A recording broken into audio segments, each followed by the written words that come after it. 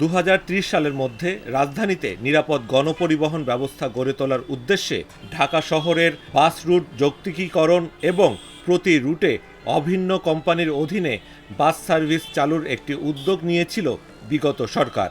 এজন্য 24,49 লাখ টাকা ব্যয়ে একটি প্রকল্প শুরু করা হয় 2020 সালের 1 মার্চ। কথা ছিল 2021 সালের 31শে ডিসেম্বর প্রকল্পটি শেষ হবে, কিন্তু 1 বছরের ওই প্রকল্প 5 বছরেও শেষ হয়নি। মাঝে 2 দফা মেয়াদ বাড়িয়ে 2024 সালের 31শে ডিসেম্বর পর্যন্ত টেনে নেওয়া হয়। তাতেও বাস রুট যৌক্তিকীকরণ ও একক কোম্পানির অধীনে সব বাস চালু করা সম্ভব হয়নি। এখন প্রকল্পটির মেয়াদ আরও 1.5 বছর বাড়ানোর উদ্যোগ নিয়েছে সরকার।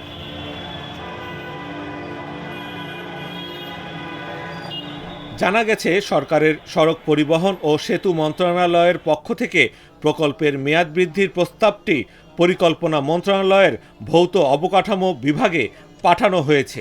সম্প্রতি ভৌত অবকাঠামো বিভাগের বিশেষ প্রকল্প মূল্যায়ন কমিটির সভায় প্রকল্পের সময় বাড়ানোর সম্মতি দেয়া হয়েছে।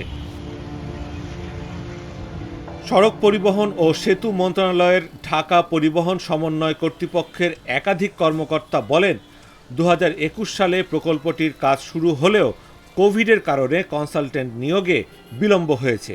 কনসালটেন্ট নিয়োগের পর মাঠ পর্যায়ে উপাত্ত সংগ্রহ করতে গিয়ে কাজ বন্ধ রাখা হয় 2024 সালের জাতীয় নির্বাচনের কারণে। পরে উপাত্ত সংগ্রহের কাজ শুরু হলেও জুলাইয়ের অভ্যুত্থানের কারণে আবারও কিছুদিন স্থবিরতা নেমে আসে।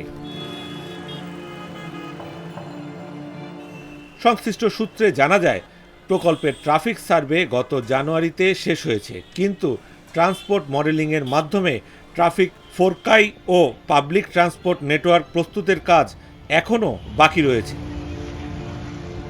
প্রকল্পটির আওতায় ঢাকা মহানগরীর প্রায় 1000টি বাস রুটের ওপর সার্ভে ও 5000 অফিসগামী যাত্রী, 10,000 শিক্ষার্থী ও 10,000 মেট্রো রেল ব্যবহারকারীর ওপর সার্ভে করে তথ্য সংগ্রহ করা হয়েছে।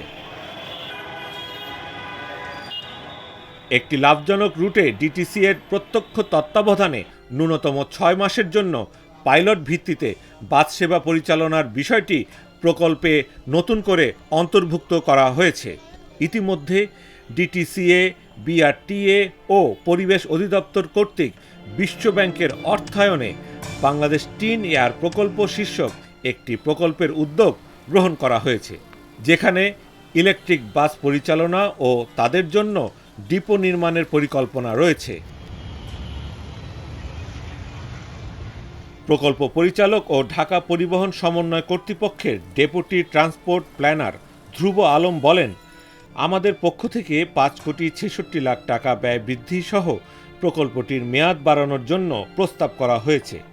প্রকল্পে নতুন করে কিছু বিষয় যোগ হয়েছে, সে কাজের জন্য ব্যয়ও বৃদ্ধি করতে হবে।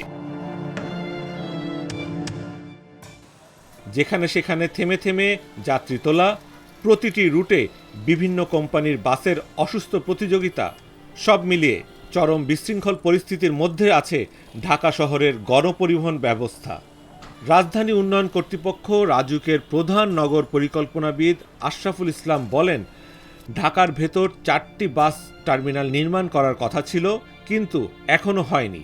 বিআরটিসি নতুন বাস এবং প্রাইভেট সেক্টরের রংচটা ফিটনেসবিহীন বাস একই ভাড়া আদায় করছে, ফলে বিআরটিসি অসম প্রতিযোগিতার সম্মুখীন হচ্ছে এবং অন্যান্য পর্যাপ্ত বিনিয়োগ ছাড়াই বাড়তি সুবিধা পাচ্ছে। ডিটিসিএ কর্তৃক নির্ধারিত 6টি ক্লাস্টারে রুট রেশনালাইজেশন একসঙ্গে চালু হওয়া প্রয়োজন। বাস রুট যৌক্তিকীকরণ নিয়ে কাজ করতে গিয়ে সংশ্লিষ্টরা দেখেন, ঢাকা শহরে 50টির বেশি বাস রুট করার মতো জায়গা নেই, অথচ রুট রয়েছে 388টি। এসব রুটে 18,000 রুট পারমিট দিয়ে রেখেছে রিজিওনাল ট্রান্সপোর্ট কমিটি আরটিসি, যদিও যেখানে 100টির বেশি রুট পারমিটের দরকার নেই।